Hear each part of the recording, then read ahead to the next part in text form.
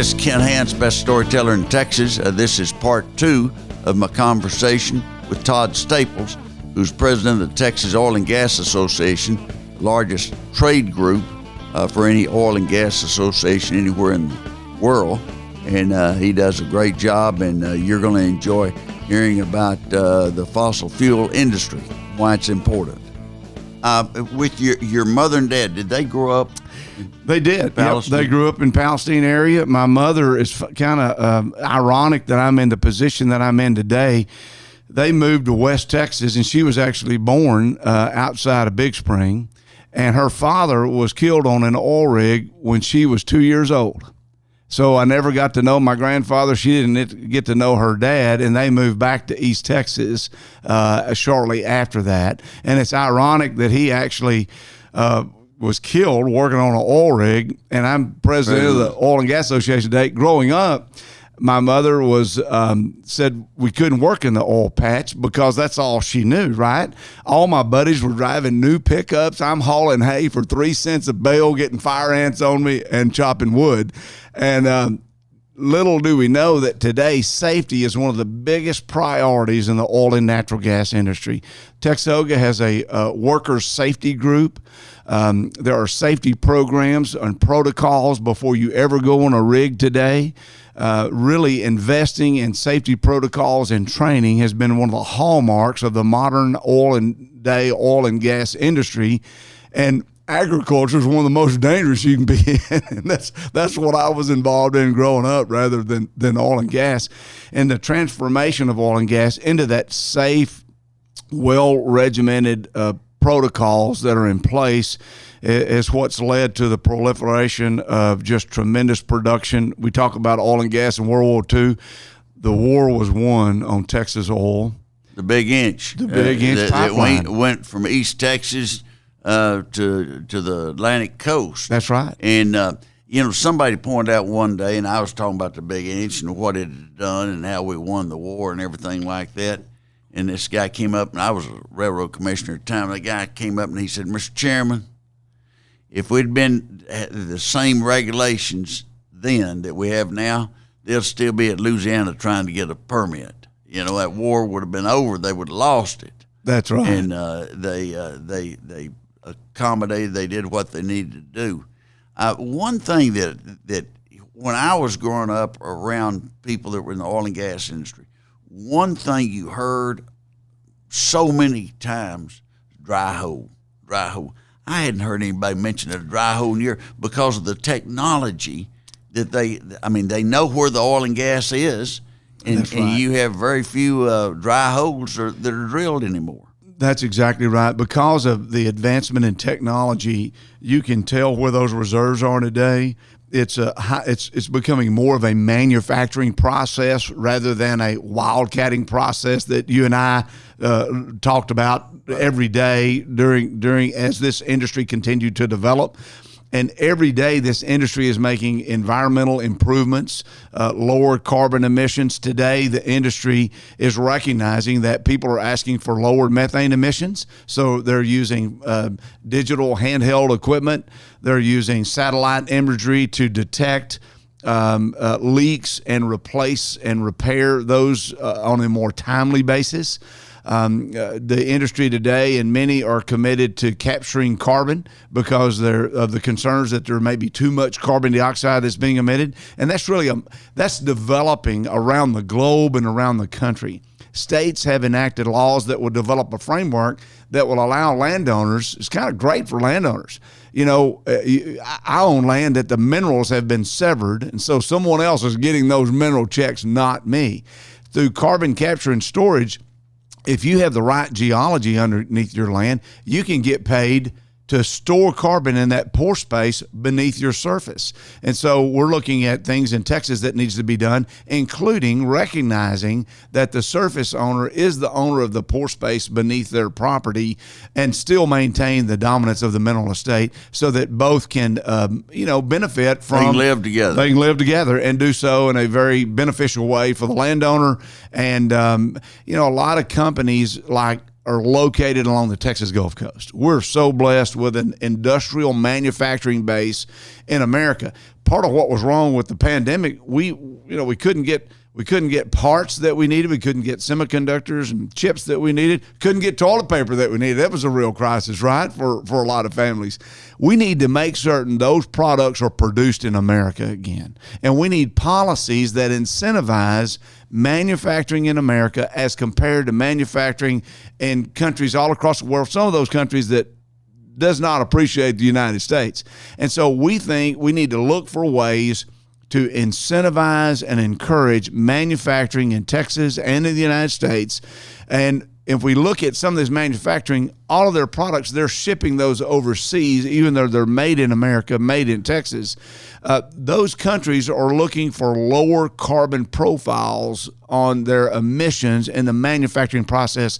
One of the ways that that's being met is through capturing and storing that carbon, sequestering it permanently, very safely. So it can be done very safely and efficiently, but it will enable these Texas companies to ship their products abroad and to compete in a global marketplace. Our Texas companies and all the United States, they do a better job at capturing methane, at capturing anything that's going to be harmful to the environment. And yet, so many times, President Biden is trying to get us to get more oil from Venezuela and Saudi Arabia, and they don't have the standards, the clean air standards that we have. They do not have the standards, they do not have the accountability, and they do not have the technology.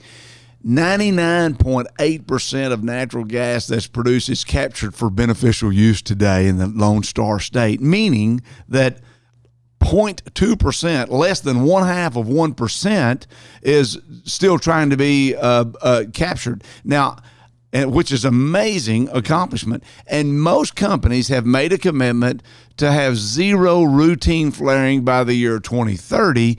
Many companies have already attained that goal. Flaring, you and I know from an engineering perspective, is something that has to be done for safety purposes in some instances. But what we're talking about is not flaring that on a routine basis, capturing that product stream and putting it to a beneficial use. And 99.8% of the time, which is, I would have settled for 99.8% in my testing days. That's a good record of accomplishment. They should be commended for that. I think a long time ago that when I was a little kid growing up, and then even before that in the 30s, that you could drive from Borger to Pampa at night and not turn your lights on because they were flaring so much gas. At that time, you couldn't give gas away. That's right. And they were flaring it, and it lit up the countryside. So, you didn't need to turn the lights on. Everybody could see you coming. And a lot of that's changed. And today in the Texas electricity grid, about 43% on an annual basis of our electricity is from natural gas. Then you've got coal, and you've got what percent's natural gas? I think about 43%. Yeah. But I'll point this out: during a time of crisis, when there's a peak load demand, like during this last winter storm we had, that reached like almost 70% for 2 or 3 days in a row, high 60s. Winter Storm Elliott, Winter Storm Uri, it was in the upper 60s for the whole week. Natural gas was carrying the load. And so technology's changed. Wind is there, solar is there. We want an all of the above approach. What percent do you have is nuclear on electricity? I want to say it's in the single digits, 8 to 10% in that range. And wind is what? Wind is increasing. Wind and solar may be 30+%, maybe a little bit more. It's growing every year, and battery technology is advancing as well. Battery technology is really the key on in those in the future. And of course, they get a lot of tax breaks that that the oil and gas industry does not get. That's exactly right. Look, tax policy is designed to incentivize what you want. I want reliable, affordable electricity and energy for every Texan and all Americans. And so our state and federal policy needs to do that. There's a difference between subsidies and policies to encourage. A subsidy is where You take my money and you give it to Sandy over there, that's a subsidy. You're taking my money and giving it to him. An incentive, it says, look, we were going to tax you at this amount, but we'll tax you a little bit less if you'll get out there and perform and produce. And I think Americans appreciate that kind of philosophy of we want to incentivize good behavior and we want to incentivize reliable, affordable electricity, but we don't want to get things out of balance. And that's kind of things are out of kilter a little bit in some phases. But I will tell you this: you go back in the history of mankind, when there's a need for some technology, someone will come up with a solution, and the market will drive it, and the market will drive whether it's electric cars or whatever the substitute might be in 20 years or in 40 years or something. It will be something that the market drives.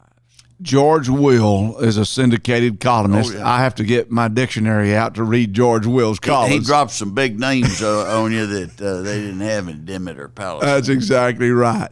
He gave a speech a couple of years ago, and he said, oil was discovered in 1860, whatever. 100 years later, it took 100 years before oil became the predominant energy source in the 1960s and displacing coal.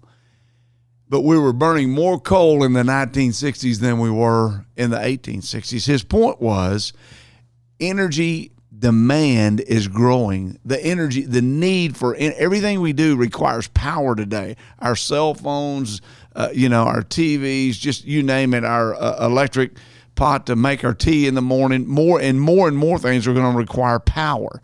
And so to think that we need less of any source of energy is just incomprehensible in terms of what that means to consumers. I want policies that makes it better for consumers, not worse, and that means responsibly produced energy of all sorts, and oil and natural gas is leading the way. I think that what your committees do at Texas Oil and Gas Association, whether it's on safety or it's clean air or clean water, they're to be commended. It's amazing, Mr. Chairman, what I've observed, and this is one of the things that really attracted me to the Texas Oil and Gas Association. We have 15 to 17 different committees that meet throughout the year and look at safety issues. They look at produced water. They've partnered, many of them, with Texas Tech University on the Produced Water Consortium that was passed by the legislature here a few years ago. These are the real solutions that are coming forward. Hydraulic fracturing is a very safe process. If hydraulic fracturing was a person, they'd be drawing Social Security. It's been around that long, and it's been done safely. And you get a lot of misinformation campaigns that are going on around the country today. I'd encourage people to look at facts versus myth. You can go to our website, texoga.org, and find a lot of that good information. One of your fellow Aggies, George Mitchell, was involved in fracking long before other people. He was on the cutting edge on that. And George Mitchell gave a lot back to society, gave a lot to A&M, and gave a lot of back to local communities also. People like George Mitchell are leaders in this country and in this state whose business acumen, whose commitment to the free enterprise system and entrepreneurship has made a difference. And just think, if he hadn't done what he had done and developed hydraulic fracturing in combination with horizontal drilling, we would be dependent on other countries for our energy security today. Energy security and national security are hand in hand. There is no distinction between the two. And we need to make certain that we can be energy secure. And North America has that opportunity to do that. Canada, the United States, and Mexico can work collaboratively for our energy resources to meet not only our needs, but our allies around the globe. Right. I think that if you look at what we do, worldwide, the oil and gas, our podcast, we get the number of people that listen to it, and I know I had 9 people that were listening from the Islamic Republic of Iran. I don't know if they was in jail over there or something. They thought it'd be cruel and unusual punishment to make them listen to it.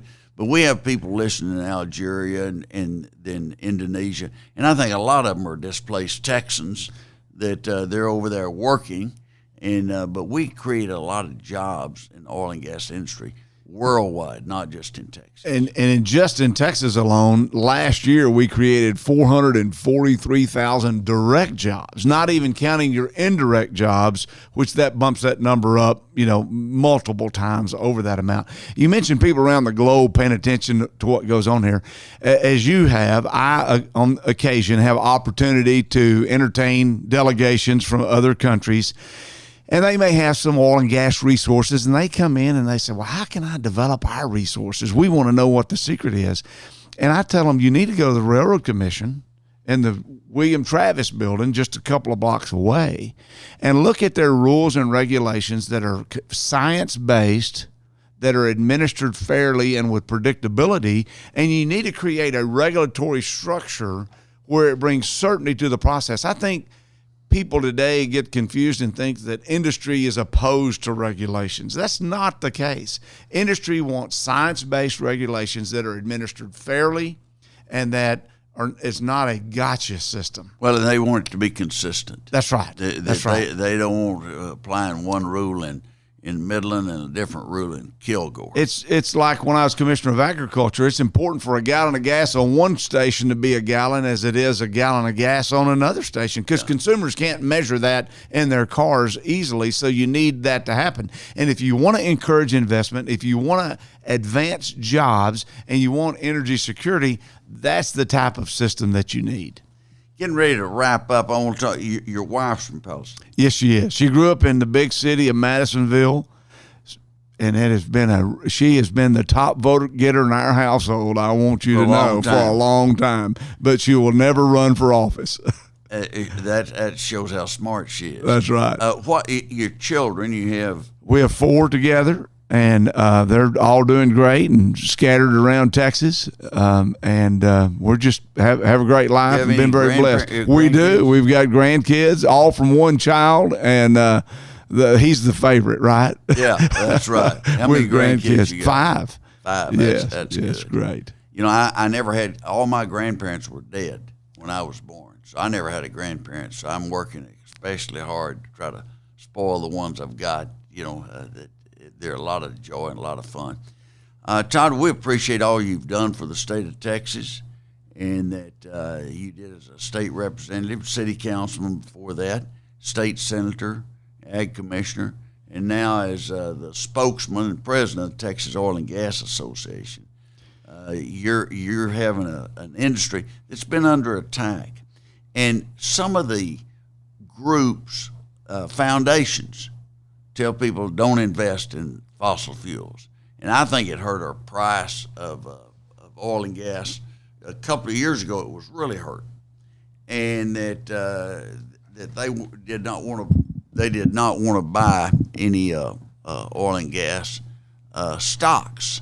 And the legislature has addressed this. Can you talk just briefly on that? I certainly can. Yeah, there's been a big divestiture movement that has really been a disservice to consumers around the globe by saying don't invest in oil and gas.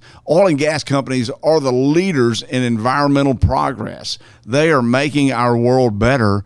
And it's a shame the legislature has passed legislation, Senate Bill 13 last session, that said, look, if you're going to discriminate against oil and gas, we're not going to let you do business with funds and retirement funds in Texas.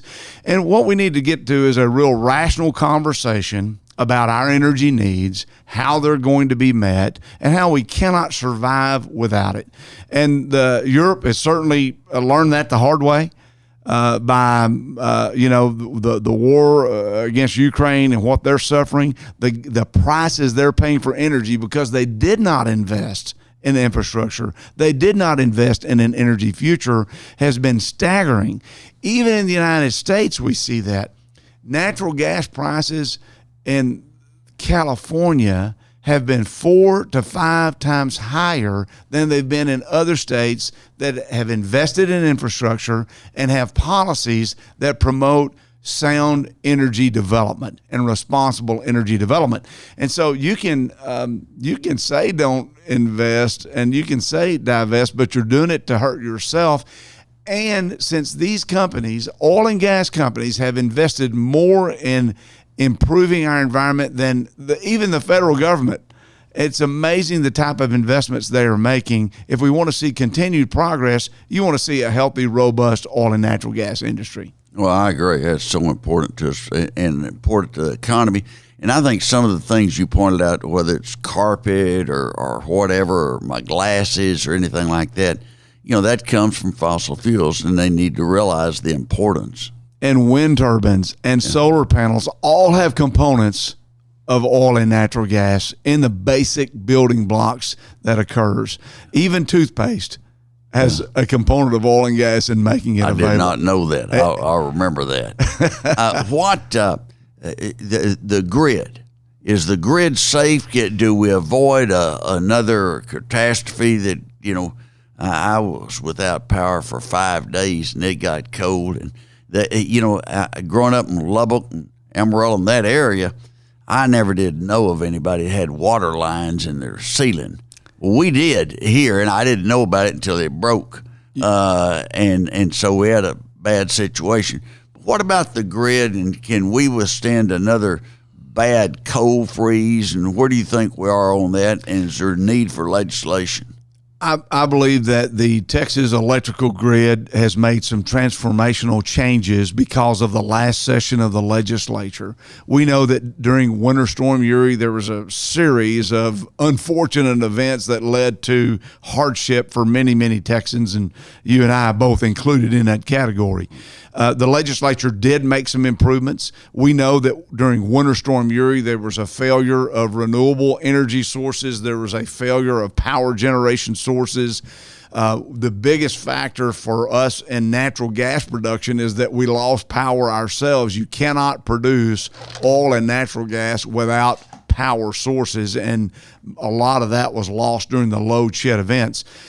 Now the legislature has changed that to where a gas and oil well can register as critical infrastructure so that you don't get your power cut off. You can kind of make sense. Yeah. Small things that weren't done prior to Winter Storm Uri. We've made a lot of progress. There's two things that we need to look at.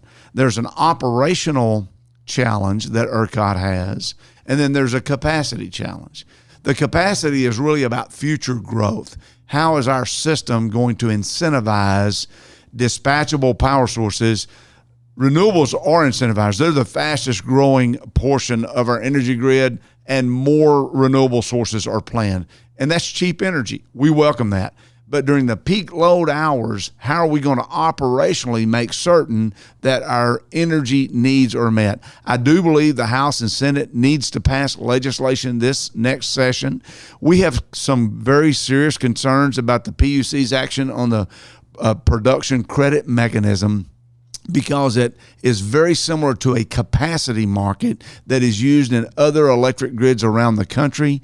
And capacity market is you're just paying for capacity, paying for existing generation. We want to incentivize new dispatchable generation, whether that's natural gas units, whether that's battery technology that can be used in sequence with the grid, or whatever that needs to be that is reliable and truly dispatchable.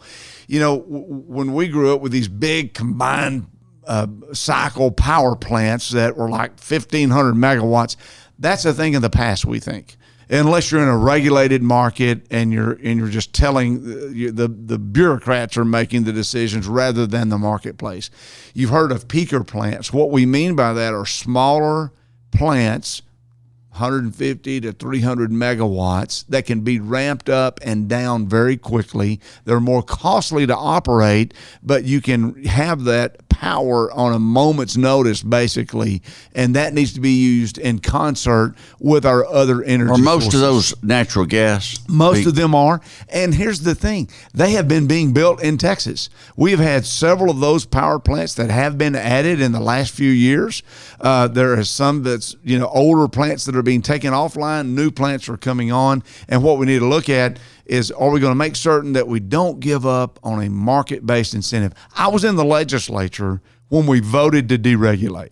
And the whole process and thought process was, generators said, let us take the risk and consumers get the benefit from a market-based system. The PCM, we're concerned, puts that risk back on consumers and off of the generating community. We think that is a reason for concern, so we hope to be able to talk with the legislature and the PUC as we continue to shape what's going to be good for Texas. And here's the thing.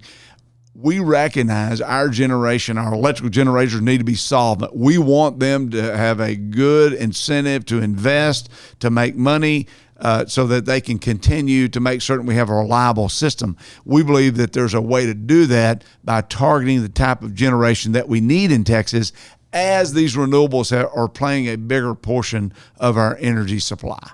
No, and I understand that, but it still comes back to this, and I tell people, hey, for the next 50 years or maybe the next 100 years, fossil fuels are still going to be a very important part of our energy mix. It goes back to George Will. It was 100 years before oil and natural gas was the dominant energy source, and then you still use more coal than you did 100 years ago.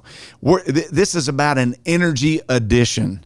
The energy transition has been a game that has been foisted on the public to make them think we're going to have a completely new energy source in a matter of a few years. The energy transition, in my mind, is we're transitioning to a cleaner, better, stronger energy source that includes fossil fuels, that is more responsibly produced, and that also gives the opportunity for new technologies. Hydrogen is one of those. And you make hydrogen by splitting natural gas, the methane, and taking out the hydrogen, right, and then sequestering the carbon dioxide as a part of that manufacturing process. So we need an energy addition. We need affordable, reliable energy, and we don't need policies that hinders that. Policy can either encourage prosperity or it can hinder it, and we need good thought out, science-based policy that doesn't pick winners and losers and lets consumers and the marketplace figure that part out. I agree with you. I think the worst thing President did was the first day cancel that pipeline. So it was a pretty good signal that we were going to be weak on energy. I was with an oil field worker with Governor Abbott a couple of years ago, and a lot of that conversation was going on about we're going to do away with oil and gas and we'll create new jobs in Michigan or Minnesota. And that oil field worker in Odessa, Texas said, Governor Abbott, I like my job right here in Odessa and I want to keep it. Yeah. We don't need to be dependent on foreign countries for our energy supplies. We need to encourage that development at home, as you have talked about a little earlier. We need to continue to do that. And we can do that soundly and efficiently and be good stewards of our environment all at the same time. Todd, I appreciate you being with us today. Todd Staples, former state representative and former state senator and ag commissioner, now president of the Texas Oil and Gas Association, giving us an update on the most important thing that we have in our economy. And if you take that and agriculture, it's big. It's very big for the economy in the state of Texas. But we appreciate you being on Ken Hance, the best storyteller in Texas. And you still have the right to use some of those stories, and you don't even have to pay royalties. I told somebody that might have to pay royalties, and he said, well, I'll pay what they're worth, and that remains to be seen. Well, I'm a Ken Hance fan, and I appreciate all that you've done for Texas, and it's been an encouragement, and I'm glad to call you friend. Well, I appreciate that. With that, that's it for the day. Ken Hance, best storyteller in Texas. Wherever you get your podcast, you can find us.